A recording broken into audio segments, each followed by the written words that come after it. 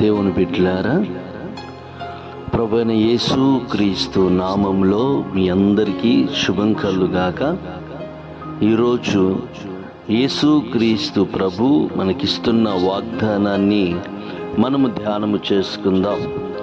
కీర్తనల గ్రంథము 145వ కీర్తన 14వ వచన భాగము. కృంగిపోయిన వారందరినీ లేవనెత్తువాడు. ప్రియ దేవుని బిడ్డలారా, చాలామంది లోకంలో అనేకమైనటువంటి వాటిని సాధించలేకపోయావని ఎప్పుడు దిగులుగా కృంగిపోతూ బాధపడుతున్నటువంటి వారు చాలామంది ఉన్నారు.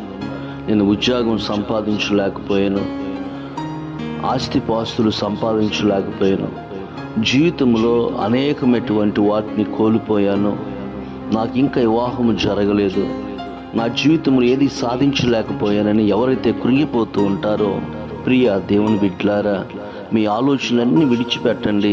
మీ విషయంలో దేవునికి ఒక ఉన్నతమైనటువంటి ప్రణాళిక ఉంది.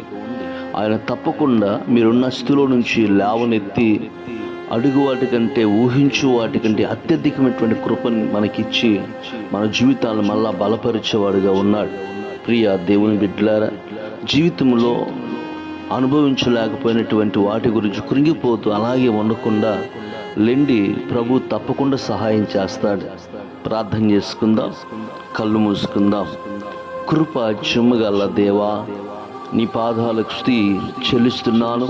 చాలామంది ప్రభు కృంగిపోతూ నీకు దూరం అయిపోతున్నారు.